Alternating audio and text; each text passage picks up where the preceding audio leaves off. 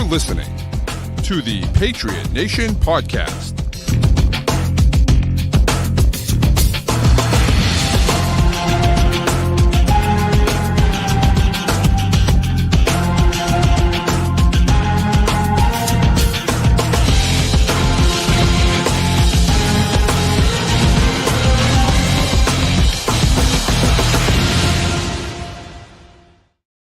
All right, welcome into another edition of the Patriot Nation Podcast. As always, a proud member of the CLNS group of podcasts. Make sure you get on to Patriots Press and download and subscribe to all of the shows that are on there.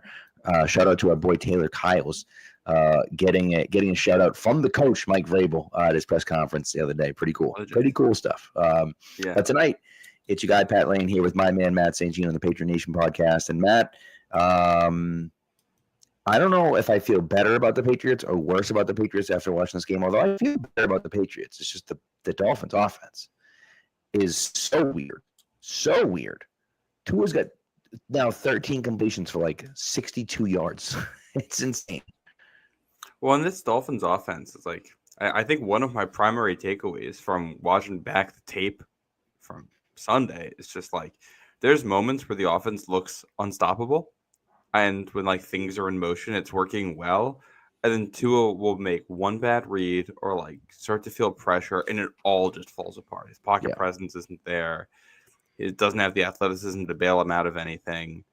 And like I think what you've seen, like I think if you have the cover guys to stick with those Dolphins receivers and or the linebackers to kind of do well in the middle of the field, you can slow it down. But I mean, that said, Miami does have 14 points in the first half. We'll see how things go for them in the second half here. That's an incompletion to Tyreek. So I mean, that's the ball. It's the same pass he threw that Alex Austin missed. I mean, it's just like a same situation in the game, basically. Absolute pop fly. Same down and distance. Well, I think you look back at the game last Sunday, and I think one of my key takeaways is that I think the defense is going to look a lot better when Christian Gonzalez is back. I had softened your take on Alex Austin. You'd been harsh on Alex Austin. I was like, hey, maybe I think he can be a good player. Then I went back and watched the tape, and it was rougher than I had kind of realized during the game. I still think he can be a player in this league. Like he's not the worst corner I've ever seen in a Patriots uniform, but the difference between him and Christian Gonzalez is like 3 or 4 tiers. Right. Yeah, and I think Austin can be a decent depth corner. I think he's an NFL player, right? And so I think he deserves a spot on the roster. Do I want him starting? Absolutely not, right? He's a corner 4. Right.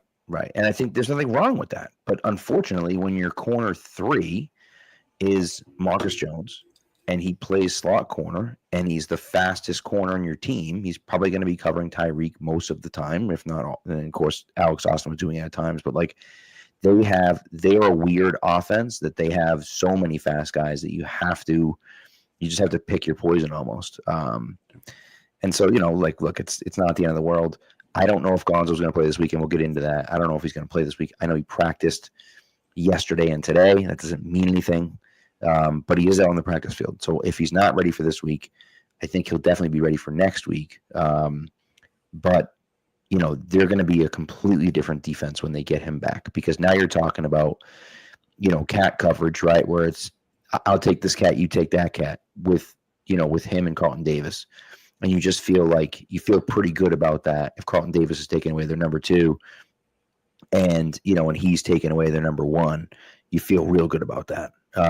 And so, it's one of those situations. I will see, but I'm interested to see what happens, and thank the Lord if he finally comes back this week. It's going to be they need it this week for sure.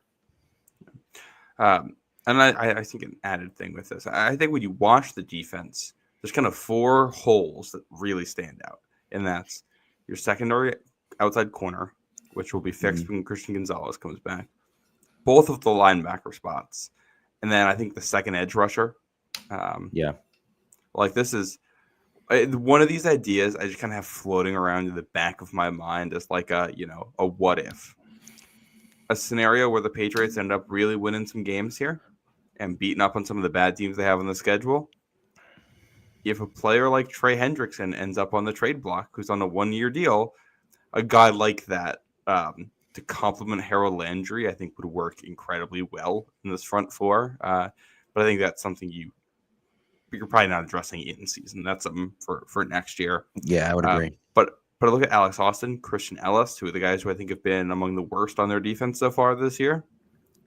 You can't play as poorly as they have and also play with poor effort. Right. And there were two plays. I looked back at the tape.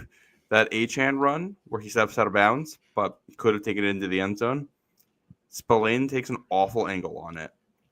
Alex Austin also takes a bad angle and is jogging through the play. Yeah. He could have affected things. And then the punt return for a touchdown. First of all, I went to the rule book because I was curious. It was not a block in the back. There was some contact, but there was nothing with the hands, so it was clean. Just a little like body bump.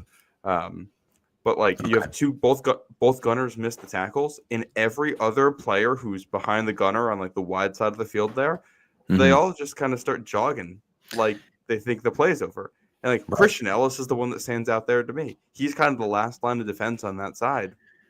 The way the play ends up, and he completely abandons any kind of outside responsibility on the play and is jogging his way through it.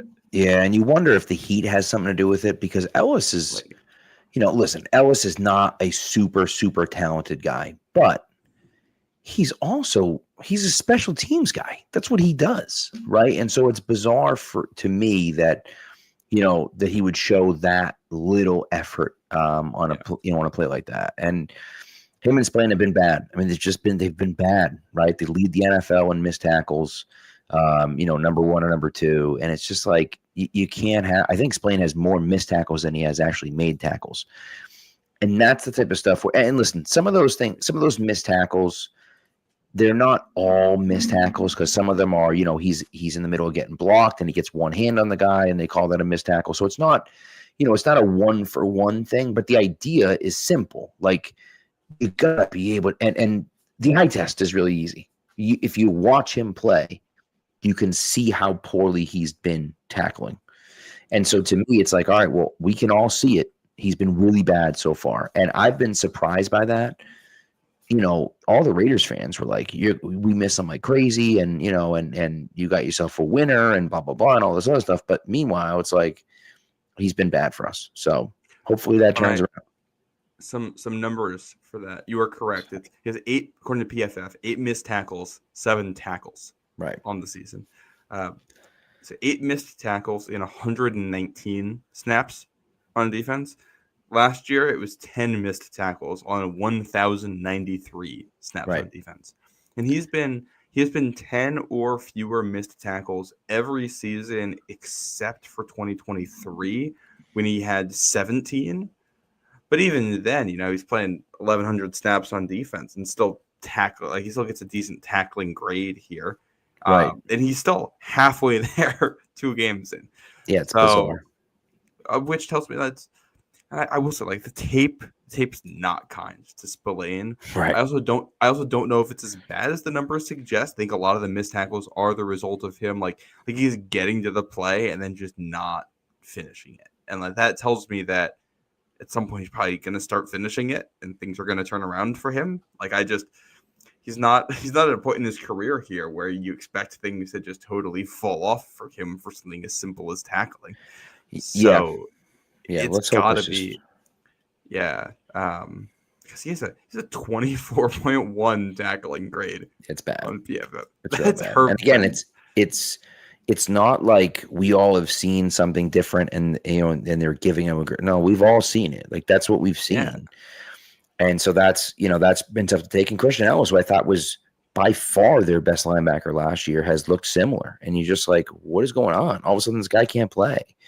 And so, I hope it's a new system and they're not used to it and they're getting their feet under them is what I hope is the case. But you can't win with linebacker play like that. You just can't do it, right? You can win against some bad teams with linebacker play like that, but you can't win against, teams with linebacker play like that. And what's going to have to happen is you're going to have to turn to guys like Marte Mapu, and you're going to have to turn to, some of your depth linebackers and just hope that those guys, can do it. I don't know if they can, but, if Spillane and Ellis keep playing the way they're playing, you can't put them out there the way they've been playing. Yeah. Ellis, 6 missed tackles so far this year. He has 12 made, so better than Spillane there. Yeah. He had 8 all of last season.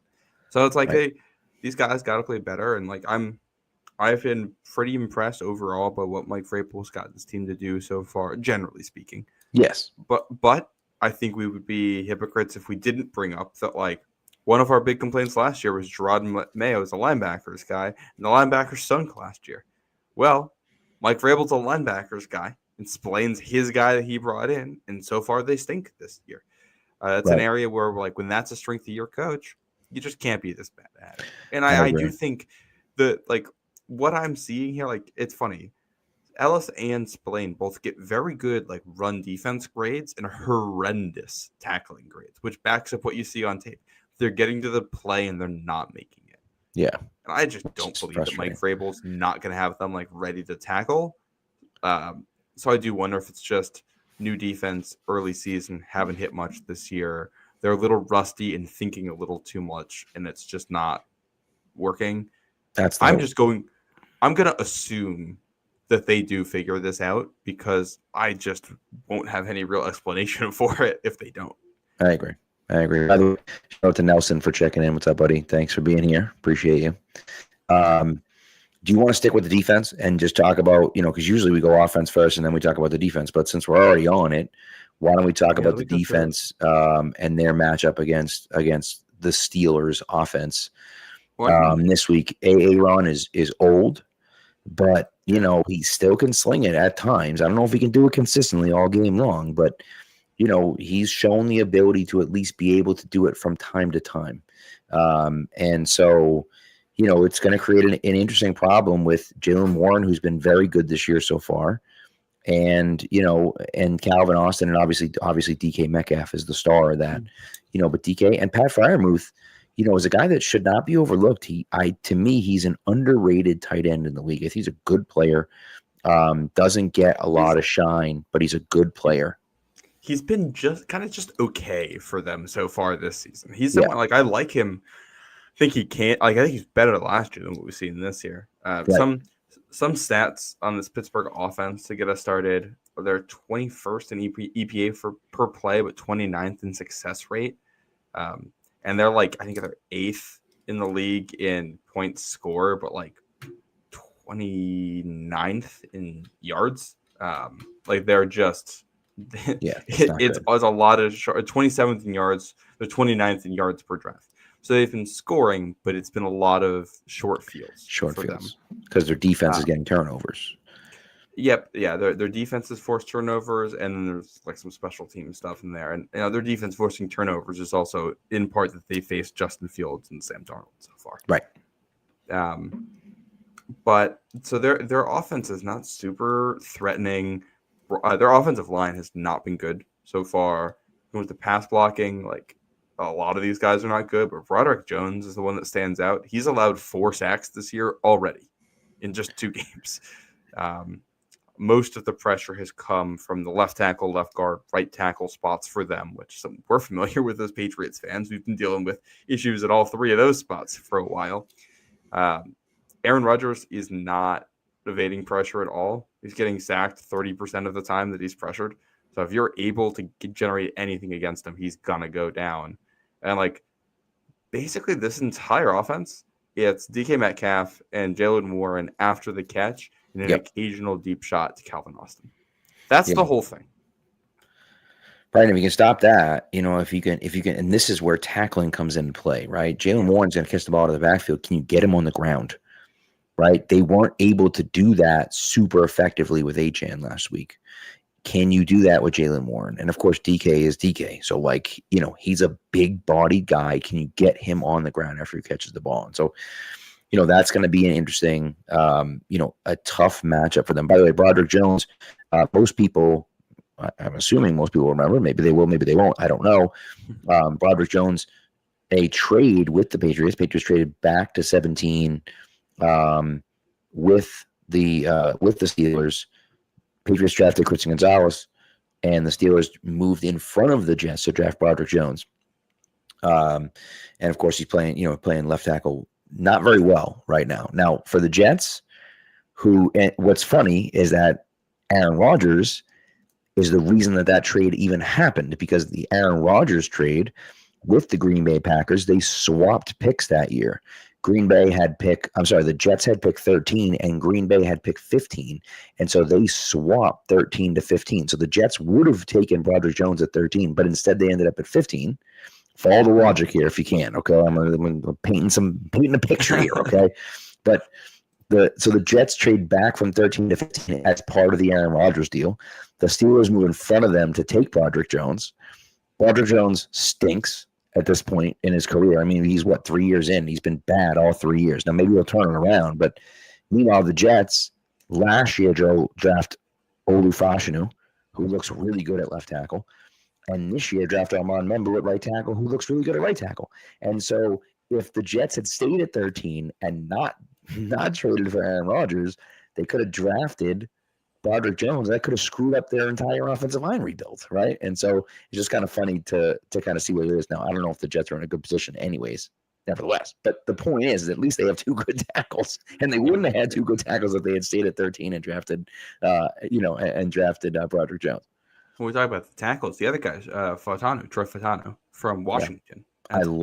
I loved him so much coming out. I thought he was going to be awesome. And he has also struggled for Pittsburgh. Broderick Jones, Fautanu, and then their left guard, Isaac Seumalo, all have run blocking grades below 43 per PFF. It's not great. They are the entire running offense that exists for Pittsburgh is Jaylen Warren being hard to tackle, but his longest run this season is 9 yards. Right. Pittsburgh is 30th in rushing attempts, 30th in rushing yards, and 30th in yards per attempt on the ground. They don't run the ball well. Not a good rushing game. And this is, strength against weakness. Steelers can't run. The Patriots have a very good run defense. So I won't be surprised if this is a game where we see Aaron Rodgers throw the ball a lot. That's what I expect. I don't know how well that's going to go for him, especially, Christian Gonzalez limited in practice Wednesday and Thursday this week. If he plays and the Patriots are able to go out there and play like real man coverage,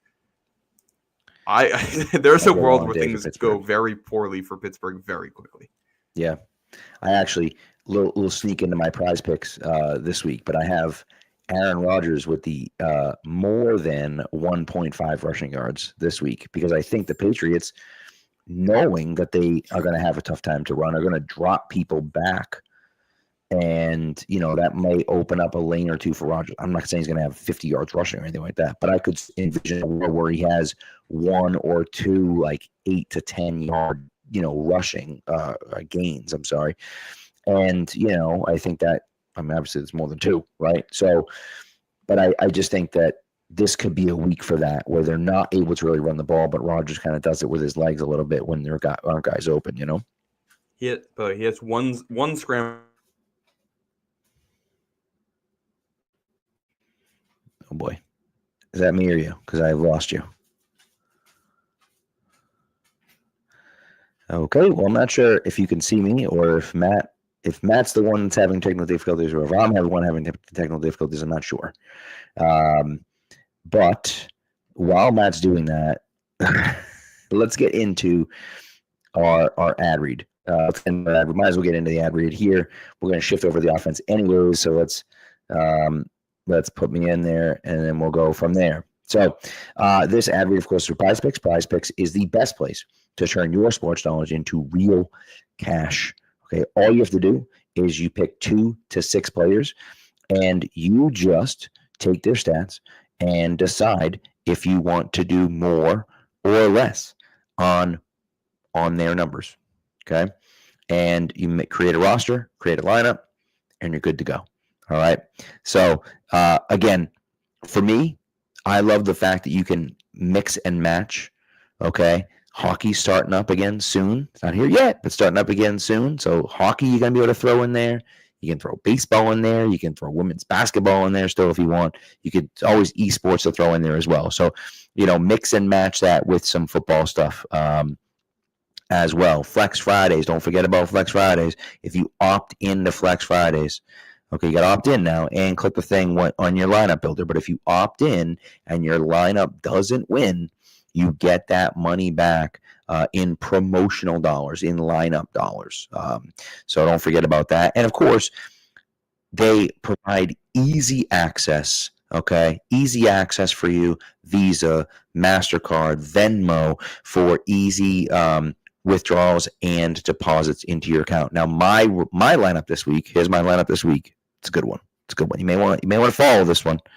Okay, Brock Bowers. I have more than 55.5 receiving yards. I have Aaron Rodgers, as I mentioned, more than 1.5 rushing yards, and I have Puka Nacua with more than 2.5 rushing yards. And of course, do not forget Patrick Mahomes free square this week. That's the one you got to play. Play the Patrick Mahomes free square as well. It's a free square. You might as well take it. So that's what I got in there for you. Now, what you're going to do is download the app Prize Picks, put in the promo code CLNS. When you play your first $5 lineup, you'll get $50 in lineups after you play your first $5 lineup. Again, download the app Prize Picks, put in the promo code CLNS, and you'll get $50 in lineups after you play your first $5 lineup. Prize Picks. It's good to be right. All right, speaking about right, Matt Sagin back with us, back in the chat. Hello. That's stupid internet issue coming up. I haven't had this in months, and now we're back. So love that. Well, what are you gonna do? Yeah. I don't know if it started to come across or not, but I was making a point about Aaron Rodgers' mobility when I lost internet. Let's hear the scramble. You said one scramble and then you cut out. All right, one scramble for 3 yards so far this year. But at this point last year, we were going into a week 3 game against Aaron Rodgers, and I had said confidently that he couldn't move anymore, and then he moved and was able to beat the Patriots. So we need just better defense this time around than they had in that game, which they played better defense the second meeting last year. Yeah, I agree. So I think it'll look a little bit better. But again, I still think he can get over 2 yards rushing. You're not asking that much if you're asking for 2. So all right, what do you let's flip over to the offensive side of the ball for the Patriots. So when the Patriots are on the field offensively, what we saw from Drake May, and we talked about this after the Miami game, but what I was impressed with the most about the Miami performance for Drake May was not the extra stuff. The extra stuff we know he can do, right? We know that Drake May can do the extra stuff, but what I've talked about and what we've talked about over and over again is you have to make the easy throws. The throws that an NFL quarterback is supposed to make, the plays that an NFL quarterback is supposed to make, the simple plays, those are the plays you have to excel at. And what we saw on Sunday from him was him doing that. I think that play, the Ramondre Stevenson play, I think was the most impressive play of his career so far. Not because he makes some crazy play, not because the throw was incredible, it was a good throw, but because he steps up in the pocket, he takes a hit, he shrugs off the hit, he moves in the pocket and makes an accurate pass from the pocket to Ramondre Stevenson with his feet set, resetting himself like an actual NFL quarterback would do. He's not playing backyard football, he's playing NFL quarterback. And that, to me, is what you have to see from Drake May in order for him to make the step from promising young quarterback to elite quarterback in this league. And to layer on top of that, that was Miami's playing a cover 1 man defense there. And when May steps up, he does not look at Ramondre until he's releasing that ball. He's reading the defense, knowing where the hole in the defense will be and where his receiver is going to be because of that, and throwing it to where he knows this guy is going to end up. And it's just like, that's elite quarterbacking. That is high level stuff. That's what we look for in this league. And that's, the Josh McDaniels offense puts a lot mentally on a quarterback. The flip side is because there's so many options. Like, there is an answer for everything in what Josh McDaniels is going to give you. You just have to be able to process all of that information and then synthesize it, know what it means, figure out who you're throwing to, and then actually do the physical part of playing football, which is make the throw sometimes under pressure. Right. It's hard sport, and very different from what they asked. Like, this is the opposite of last year. Last year it's going to be very technique heavy. Your body's kind of going to tell you what to do with all like the 3-step drops and stuff. And we're going to keep it simple for you so you can focus on things, which is not a bad way to do things. It's just more limited. And if Drake can mentally access the stuff that he was getting to this Sunday weekly, he's the guy who can be a top 10 quarterback in the NFL this season. Like, I'm not as a future thing. Right now, he can be that guy.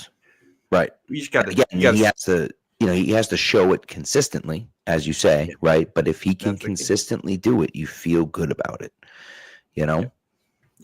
Now this week, this is a Pittsburgh defense that has not been good this year. They have been among the worst defenses in the NFL. Probably bottom 5, borderline bottom 5 unit. They are horrendous against the pass too. Like, by EPA against the pass defensively, the Steelers and the Patriots are almost identical this year. The Patriots have the cop-out, not the cop-out, but, a legitimate excuse, not having Christian Gonzalez. The Steelers have also been banged up, but I think they're going to be without those guys this week. Darius Slay, I don't think is practicing. I bet he might play this week, actually. It was rest. But Deshaun Elliott's out. Joey Porter didn't practice, and no Alex Highsmith for them, who has been, everyone thinks about TJ Watt with this team, but Alex Highsmith this year has been their best edge rusher, according to PFF. He has been a much higher pass rush grade, win rate, pressures. He's the guy. Because TJ Watt's getting double teamed and he's taking advantage of it. But doesn't matter. TJ Watt is not really producing against those double teams this year. He's still an elite run defender. You don't want to run towards TJ Watt. Pass rush, he's been just good. He's just even very good so far this year. I'm sure he'll bounce back at some point. But Pittsburgh secondary is not that good. They're going to play a lot of zone defense. And right now the pass rush has not been anything special. So you should be able to repeat what you did last week. Well, and that's kind of the thing, right? If Highsmith, which again, it looks like that's going to be the case. If Highsmith and Porter are both out, right? Which again, it's not confirmed, right? But you feel good about that's going to be the case. I think they may have already ruled Alex Highsmith out for this week. They may have already confirmed he's missing this one. You might be right. He didn't practice Wednesday or Thursday. You feel like if you don't practice either of those days, how are you going to play? Yeah. But if that's the case, if those guys are out, I mean, TJ Watt and Cam Hayward are great players. They're great players. And they present, an interesting problem for the Patriots offensive line, especially when you're talking about they could be lined up next to each other against Will Campbell and Jared Wilson, right? 2 rookies. When you're talking about 2 really good veteran defensive linemen against 2 rookies. That creates a problem for the Patriots, right? Now, Watt hasn't played particularly well so far this year, but that doesn't mean he can't. And, I'd say the same thing about Hayward. Hayward's been okay this year, but we all know he's a really good player. So at any time, those guys could turn it on. And so you still have to worry about it. And certainly, again, if you're going against your 2 rookies, that could present an interesting problem. But again, the Steelers being that injured really helps you out. It really does. And so, we'll see ultimately what happens. But I think with all those guys hurt, it's going to be difficult for the Steelers to contain the Patriots all game long. And certainly if Drake May can, do what he's done, certainly last game, you feel really good about it. And I feel like Diggs is coming on.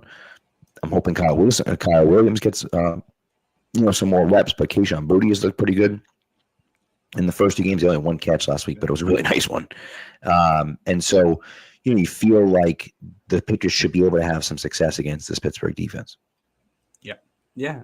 When you look up front, I think Cameron Hayward is a real X factor in this game potentially because as guy who's been a very, very, very, very, very good player in this league for a long time, going up against a raw rookie in all likelihood for stretches of this game. Yeah. I don't expect Jared Wilson to win that matchup when they go against each other. Just die slowly. Just don't get your ass totally kicked. Yes. Be competitive. Underrated storyline here. We got a little Daniel LeQuale return game. He's playing for Pittsburgh. He has played well for them on the interior. Keanu Benton has played well as a pass rusher on the interior for them as well. Then the other name, and he's a nose tackle too. Derek Harmon, their first round pick, has not played yet this season. He was limited in practice, so he might end up playing this week. We'll see. I think they're hoping he's back. He's an interesting player, man. Yeah, he's an athlete, but we don't know what he's going to look like. So that, I think, is another potential X factor for Pittsburgh. Total. No, I agree. It's interesting, and we'll see. But I'm fascinated to see what that looks like. And they present some problems. They are the Steelers, right? Like, I know that, they got smoked by Seattle at home last week. But Mike Tomlin finishes 500 every year for a reason, right? So, I have a hard time believing that the Steelers are going to be a pushover. I do. Walker asked if we think that they're going to win. I do think the Patriots should win this game, especially in the Reds. Come on now. But I do think that that the Steelers are going to fight, and anyone that thinks this is going to be easy win is crazy. I do think, kind of like that Miami game, this might come down to early on if the Patriots are able to run the ball at all. Mm-hmm. Just looking at the way these guys have graded out this year, and this Pittsburgh defense has not been particularly good at anything. Juan Thornhill, who's been playing safety for them, hasn't been a good run defender. Peyton Wilson, who's one of their two off-the-ball linebackers, has not been a good run defender. You don't want to run at T.J. Watt, and Patrick Queen is still a very good run defender. But, other than those two, not a whole lot of threatening guys. And Cameron Hayward. But, for the guys who are going to be out there, you should be able to run on them, at least somewhat decently. And I think if you can run on Pittsburgh and dictate the flow of the game even a little bit, that you're going to get into your passing game. And it'll be just like it was last week, First set of downs in Miami, you come out and run it 3 times and pick up a first. And that kind of jumpstarts your offense. Then you hit 2 play action shots that get you into the end zone to finish the drive. Right. That kind of stuff is exactly what I'm going to be looking for here. And it's, it's a Pittsburgh defense. They're going to play a lot of, it's mostly cover 3 zone, occasionally some cover 1 man, then they'll change up, they'll play some cover 4. But it's Pittsburgh. They play these zones. We've seen Josh McDaniels scheme stuff up against, the same Pittsburgh style of defense many times before. Heck, we saw, I think it was Pat's chat was talking about how, Mac Jones and Bailey Zappi had good games against Pittsburgh for this team. So, if there's some institutional knowledge in there about how to beat Pittsburgh's defense, and that's passed down to Drake May, I really like this matchup for New England. I think they can throw and run on them, and I think Pittsburgh's offense is going to end up being one-dimensional with an interior pass rush against a quarterback who can't run. Well, that's why it's interesting, right? Walker says, do you think our defense keeps them under 30? I would feel really bad about the Patriots defense if they let up 30 points to the Steelers. The Steelers are not that good. And they scored a lot of points against the Jets week 1. But again, that's because turnovers, short fields, that would be my biggest concern. If that happens, I'm very worried about that, if that's the case. I'm not saying that they can't score against us. I'm just saying that if the Patriots give up 30 points on Sunday, and it's not because of, Drake May has a few turnovers or Ramondre Stevenson goes back to not be able to hold on to the ball or whatever, if that's the case, that concerns me. Yeah. Because you shouldn't be giving up 30 points against a team that really hasn't been able to run the ball all year long. You've been really good at stopping the run. And so to your point, if you make them one-dimensional, that makes it really challenging. Yeah. Yeah, and I think the other key to that, once you make them one-dimensional, it's just when you play man, be sticky. When you play zone, be smart about it. Stay in the passing lanes. And then wrap up It's the NFL. They're going to hit completions on you. They're going to score against you, but keep plays in front of you. Like DK Metcalf and Jalen Warren are explosive after the catch. They're going to break some tackles, probably going to get some big plays on you. Don't let them take over the game. Don't let them kill you. Make it be a death by 1,000 paper cut type thing because they just don't have the depth or the offensive line or the quarterback right now to do that enough to beat you single-handedly with their offense. You'll be able to even if the offense doesn't have a good day, if the defense tackles well, you're going to be in this game on Sunday. I agree. Also, Nikhil mentions this game in Pittsburgh in 2023. I was at that game in Pittsburgh in 2023, and it was a Thursday night. It was a Thursday night game. The Steelers had been on a huge hot streak. Arizona had come to town the Sunday before, who had been terrible, and they lost to Arizona.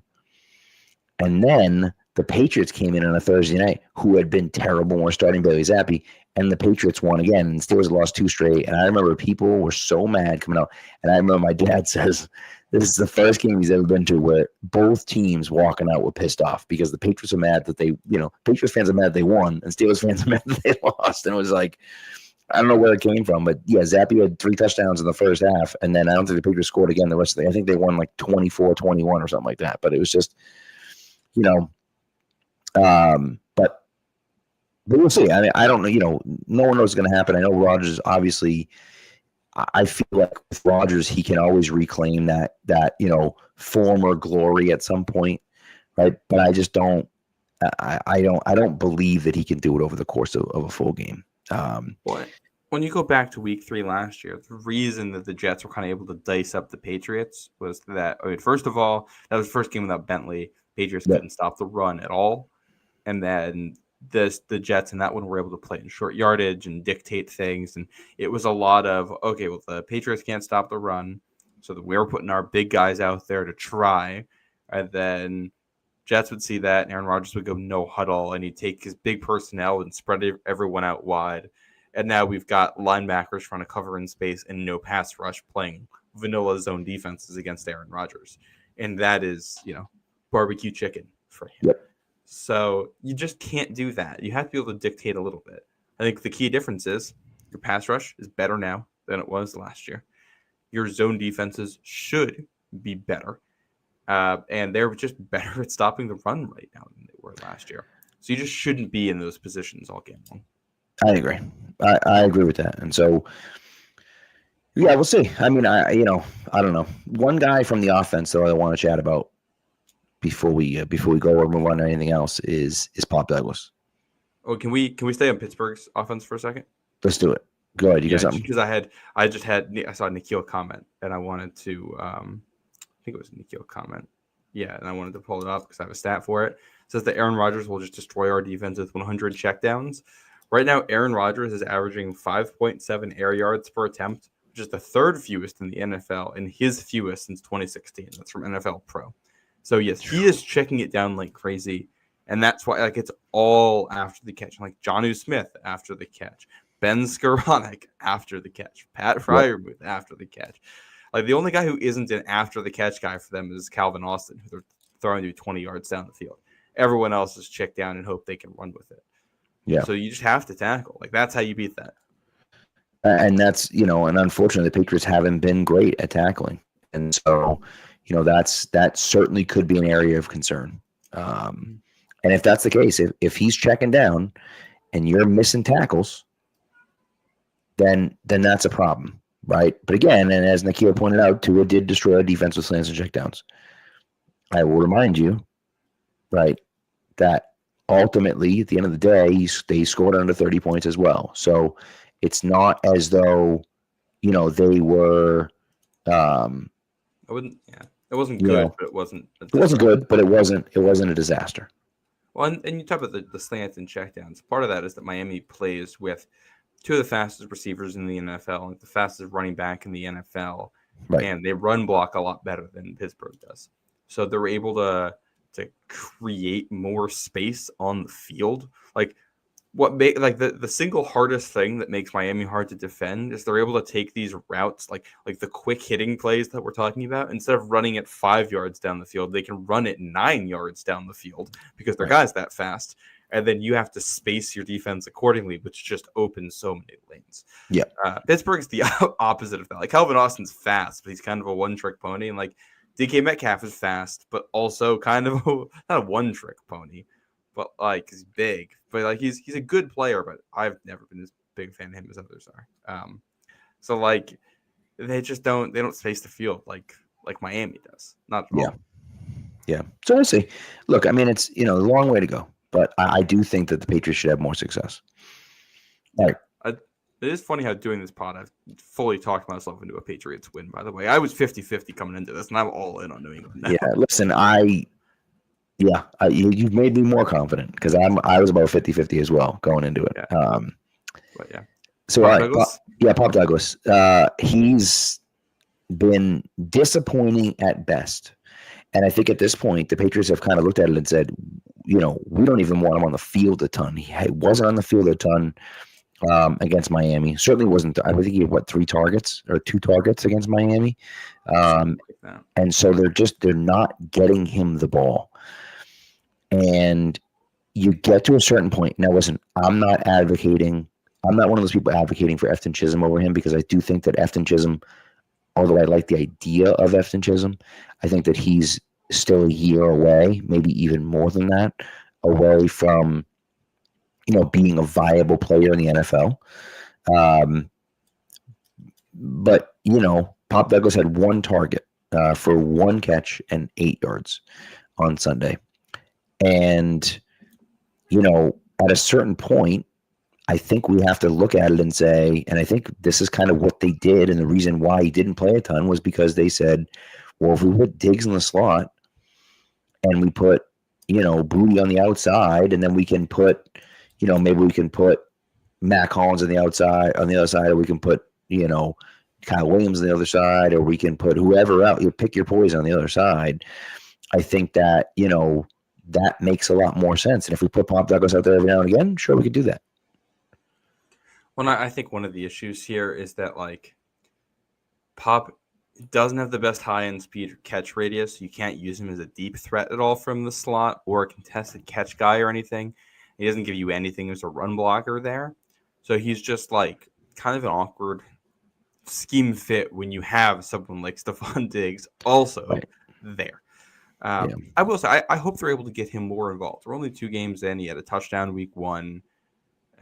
Obviously a weird game week 1. Yeah. But there's plenty of opportunity. Jalen Waddle type game. Jalen Waddle tonight, 2 catches, 0 yards, and a touchdown. Yeah. He's like, Mac Hollins is a guy who I like because of his role in this offense. And he's also someone who, like, you hope other people just play him off the field. Like, Kyle Williams is the one who I really want playing Mac Hollins off the field here, and I hope he gets some looks on Sunday. But Pop is someone, too, who can take some of these, especially if Diggs, his explosiveness comes back here as he's recovering from the injury and he's able to do more for you. Then you start looking at these looks where it's, all right, we're going to be Pop in the slot and Diggs outside again, and we're going to work with this. So, it's going to be, I think it's going to be very game plan oriented, as it always is in New England. And the other aspect of this, Pop's one of his biggest struggles has been mental. This has been going back for a while now. And this is an offense that run by Josh McDaniels we talked about. It's a big mental load on everyone involved. And when you add on the fact that like he had made some mistakes there, combined with the fact that like he doesn't give you a lot as a blocker in this offense, it's like, all right, I think they'd just rather have Mac Hollins in that role or Diggs or Booty out there. Yeah. But I hope that changes because I like Pop. I think he can help this team. Just got to find that right role, right situation for him. And the other factor here is they're going to run the ball a lot. And we talked about in the offseason, so far they've played a lot of 2 tight end looks. If you're playing 2 or 2 running back looks.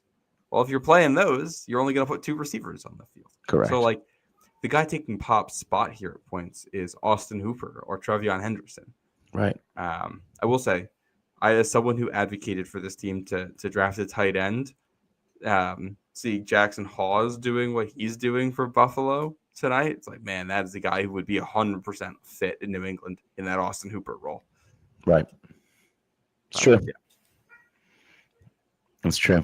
So, yeah, I don't know. I think they've waited too long on tight end again. They made this same mistake when they had Gronk, and it was just like, why aren't we trying to find a guy? Right? Like, they should have drafted a tight end this year. It takes a while for those guys to develop. Unless you're drafting one early on, it takes a while for those guys to develop. So, you got to, if you're not drafting one this year, you have to draft one next year. You got to bring a guy in next year that you feel like can take the reins over from Hunter Henry when he eventually leaves me. Hunter Henry's old at this point, right? And Austin Hooper, I don't know how much Austin Hooper has left. So, like, you feel like you need another tight end at some point. So, yeah. And I think, long term for this team, we talked about some of the holes on defense, but pass rush, obviously wide receiver to a degree, and tight end are the areas where I'm like, all right, you need an infusion of athleticism and talent at those spots. That one, but I don't think that matters for this week. I think you can win this week regardless. Something we didn't talk about in here. We're talking about the Steelers. I think there's just something Patriot specific we have to mention here, and that's stop with the penalties. Like, I'm 12 last week. I'm setting an 8 penalty cap this week. I don't know what I'm going to do if they go above it, but like 8 has to be the max. You just can't have more than that.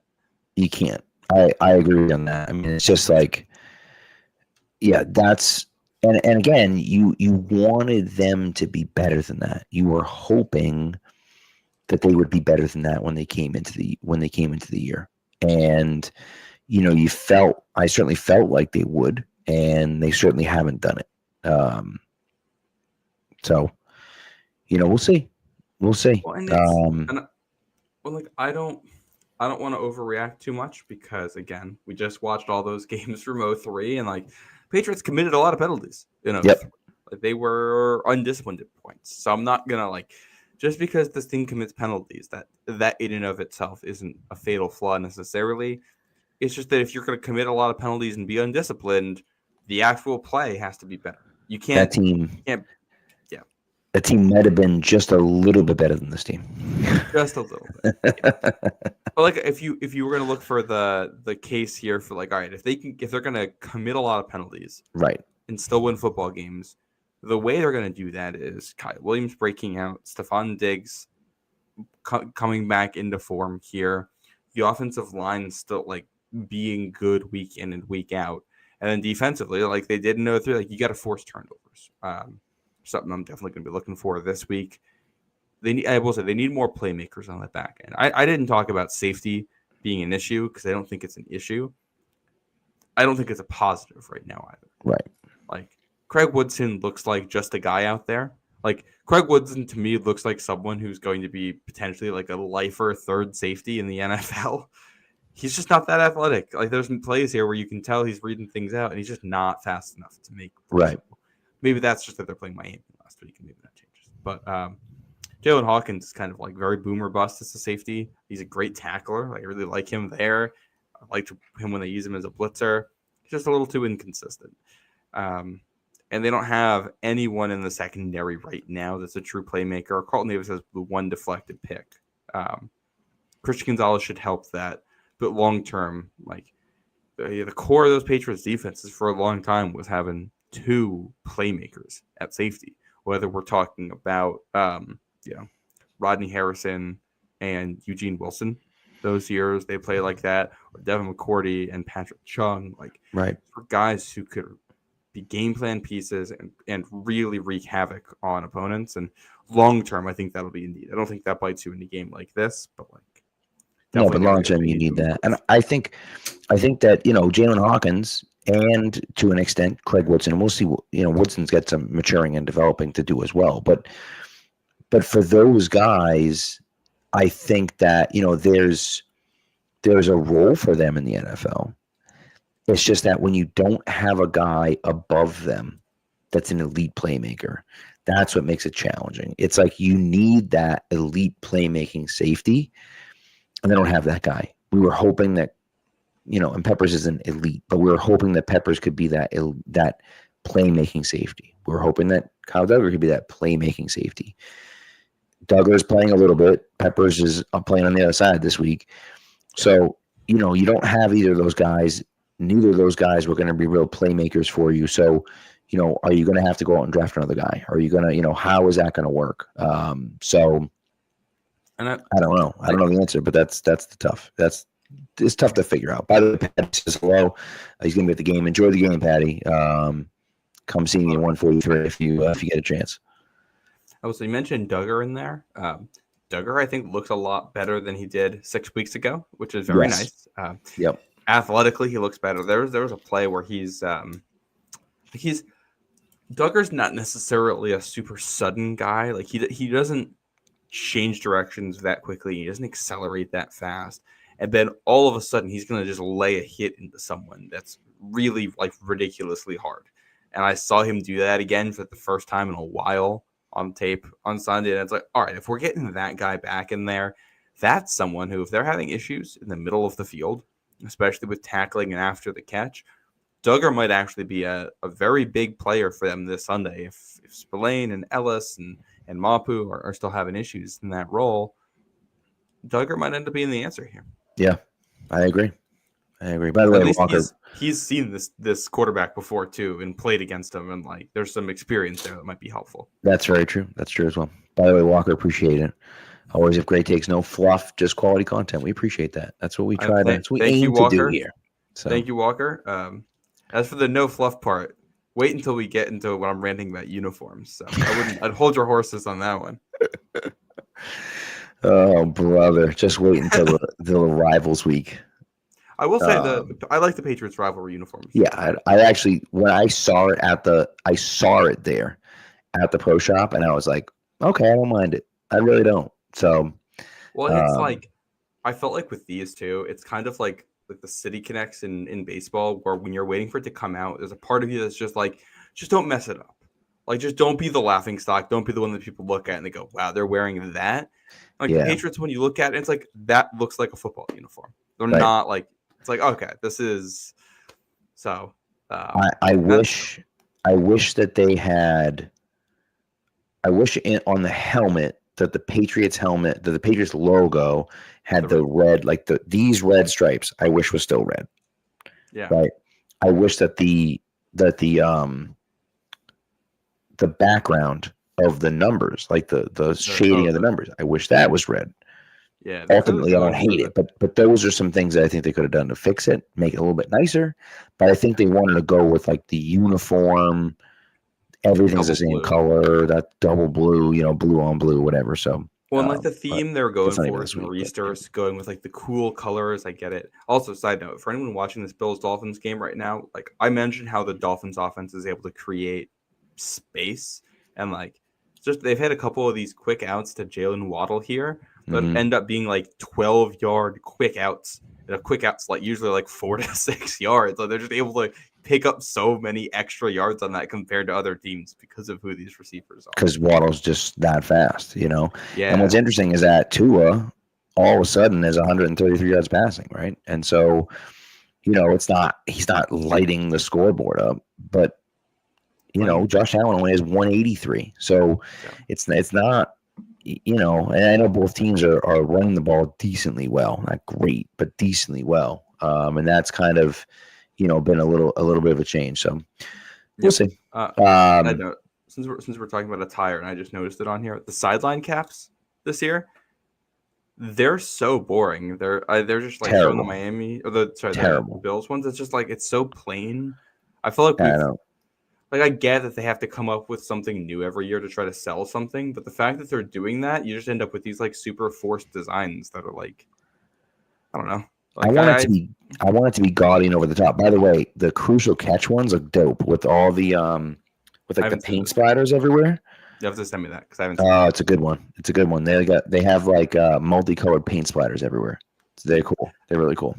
You know what I did like? There was a picture I saw of Tua like on the team playing or whatever to Miami, and he has this throwback Dolphins hat with like the mid 2000s logo, but it's teal hat, orange brim, AFC logo on the side, and I was like, I like that. That's cool. Yeah, and like I don't feel like the NFL has gone away from like using the AFC and NFC logos. Like, it's like they don't like the trophies for the AFC and NFC championship games don't have them anymore. I don't think do they put the AFC and NFC logos on the field for the conference championship games? I think they do. Like, oh boy, I don't know what I'm about to say.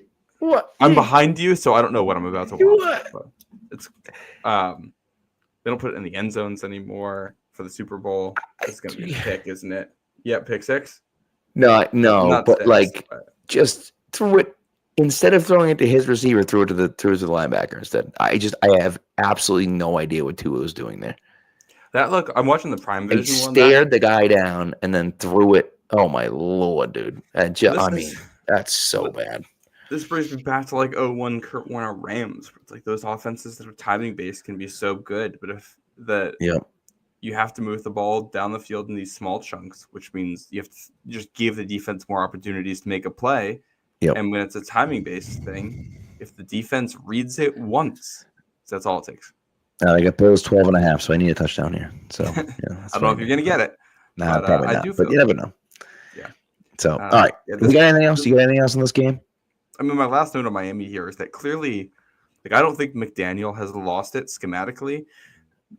I just don't think Tua is what he was a couple of years ago. I don't think Tyreek is what he was a couple of years ago.